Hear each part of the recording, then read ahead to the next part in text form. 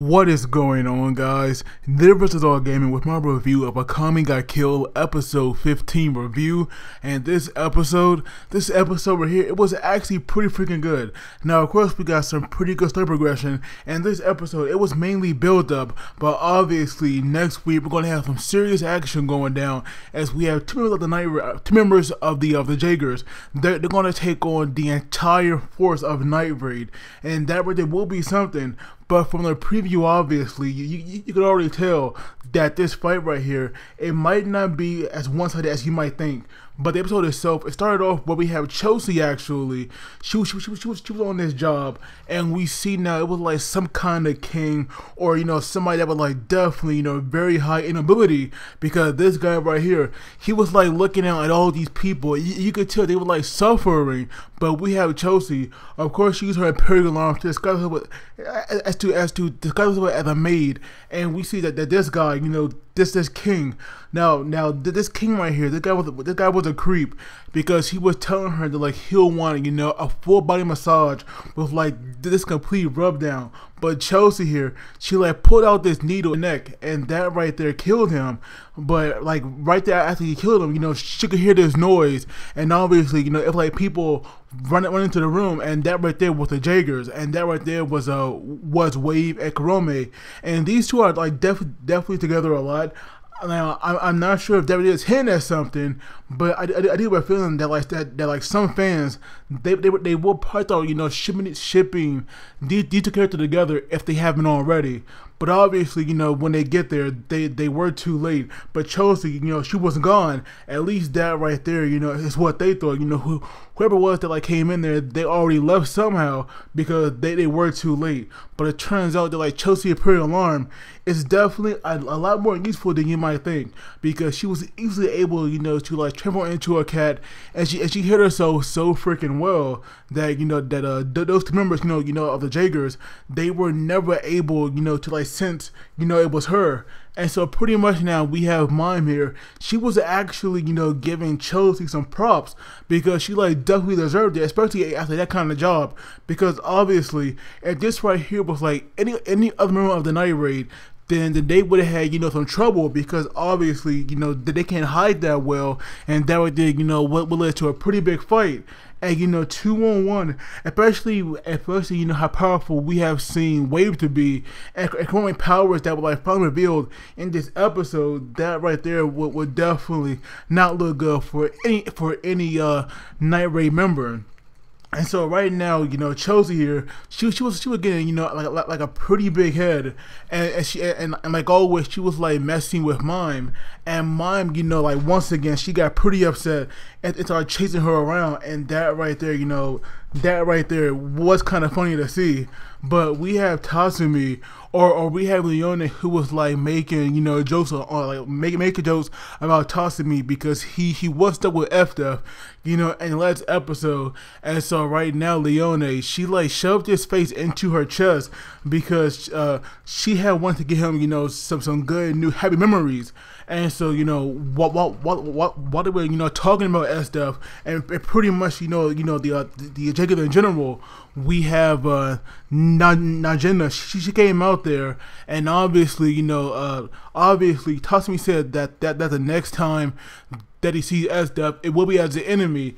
And so Najina was saying that it was good that like Tatsumi did help her out, to escape from that island through the portal, because no matter what he would have did, F-Death was strong enough so that she would escape no matter what.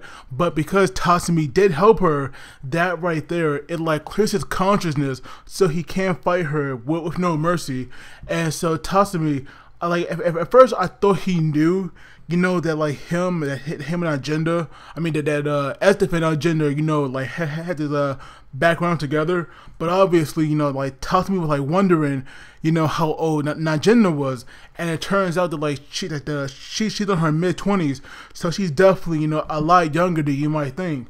but then we have like Tasumi making these like pretty dickish comments because he was saying that it was like unexpected, and Agenda pretty much pounded his face in, and so we have Akame, saying that right there was like kind of rude, and that right there had me laughing because we saw her, I believe like episode 2, where she made like some kind of remark about Leone's weight.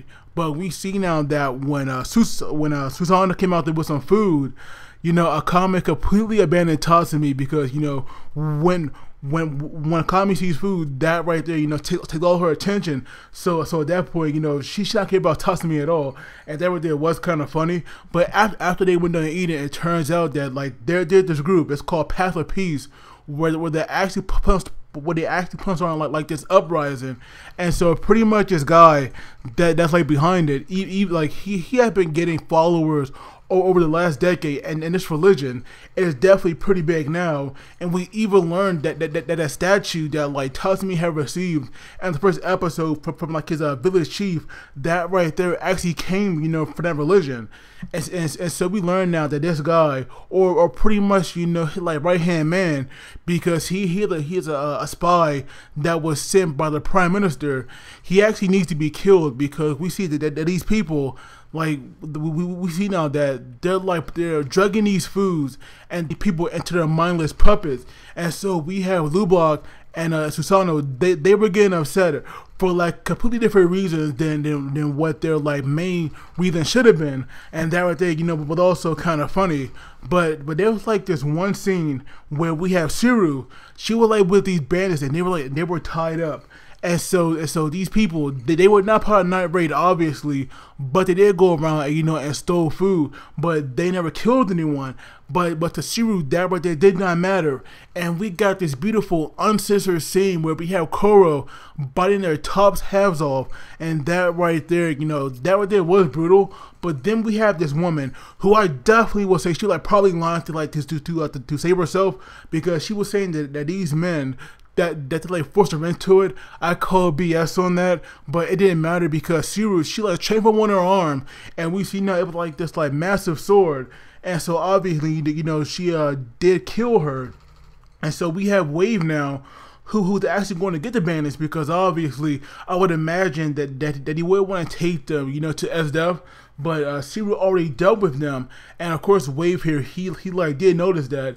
And so Wave, this character, he's definitely unique, because even though he knows that the capital, it is like a pretty messed up place, and this guy would be like the perfect candidate for Night Raid. He has some debt to repay that he did not go into detail about, but at least he did mention that. So for now at least, he had to focus on like being a soldier.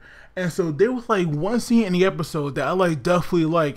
It was pretty much where they were showing Night Raid and the Jaegers, the matchups like Akame and Kurome. We have Shiru and Mime. We have Lubok. Who else? Susanoo, Najenda, Leone, and then we have Run, SDF, and Bolus, and the other one. That right there was awesome. And then there was like one panel where we have Tatsumi and like Wave, stand on opposite sides, and we have their like respective crew, behind them. That right there was awesome. And so pretty much Night Raid's plan here is to actually kill Bolus and Kurome, and Tatsumi was actually fine with this because Tatsumi definitely did bomb with like Wave a little bit, and so he was glad that that guy was definitely not one of their like one of their main targets, because he like definitely had the resolve to go through with this. And that right there, that right there is showing some pretty good development for Tatsumi. But now we have SDF, or one I should say.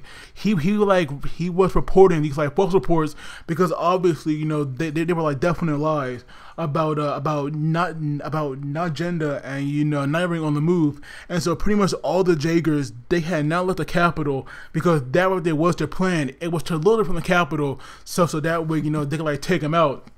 And so we see that when they did leave, we have the members of Night Raid that were like watching them, and so of course they had reported them, to Najenda and crew, and we see now that they're like having this like pretty good awesome time at like some kind of river, I guess.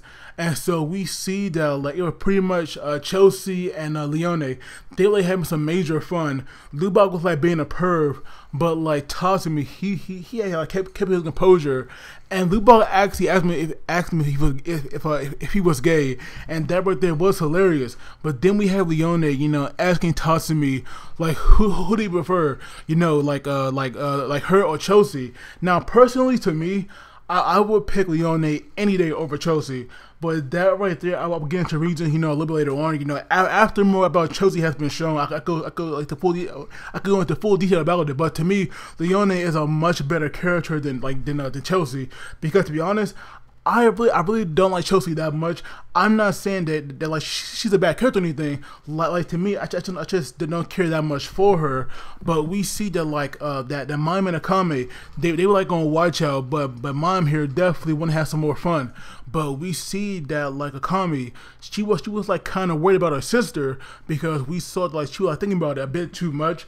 But we see now that when the Jaegers finally got to like some other town, they had to make a choice, because these reports, you know, had like told them that like not Jin went into one direction and Night Ray went into the other. So what Esther planned, it was that her run, who else? It was her run. Right now, I'm trying to think all the members of the Jaegers. It was FDF. It was Run. Oh, and Siru, yeah. Those three were actually going to pursue, you know, not gender. While we have Bolus, Kurome, and Wave, of course, they are actually going to pursue Akame, because they're the ones that they want to take as soon as possible. And so when Kurome actually learned that she actually going after her sister, you just saw like this wicked smile appear on her face, because obviously Kurome does want to kill her. And so eventually, you know, we have the three of them like on horseback, and pretty much Kurome, she had called Wave out to be like the weakest, and that right there was surprising, because we have all seen how awesome Wave can be. And even though, you know, they were joking around, I definitely you know, want to see Wave fight in front of Kurome, so that she can actually, you know, respect him and give him props. But we have Mime here, who was like stalking them out, and obviously, you know, she like did spot them, and so pretty much she had wanted to kill Kurome so that Akame would not have to do it, because obviously that right there would bring her sadness. But she can definitely see like the family resemblance in them. But when Mime took that shot and Kurome dodged it on like some slow-mo type of stuff, that right there was impressive, because like even Mime was like surprised about her reaction time, because that right there was definitely, you know, like not very human-like.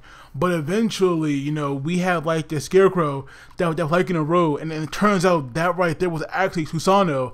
And when Susanoo went to attack Kurome, we had Wave blocking it. But you know, thanks to Susanoo's superhuman strength, he was actually able to send, you know, Wave like flying away. So pretty much Wave is out the picture at this point. And so pretty much now all they gotta do is just focus on their targets, who was Bolus and Kurome. But Kurome here, she is not going down without a fight, and obviously she does want to fight her sister. And so we see now that like when she had drew her sword, we saw like this dark looking energy, you know, like coming out of it, and pretty much that right there had made all these zombies rise up from the ground. And not only that, we have this very, you know, beastie looking danger beast as well that also came out.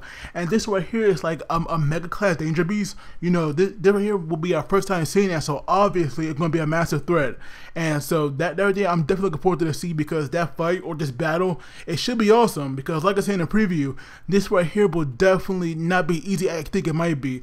But the episode itself, it was pretty good. It was a great setup. It was a great setup episode, and I really can't wait for the fight to go down next week. So overall, for episode, I'm just going to give it a 7.5 out of 10. But of course, I'll let you guys thoughts on this. And as always, don't forget to like the video and subscribe, because it really helps me out. And you guys take it easy. I will see you all next time.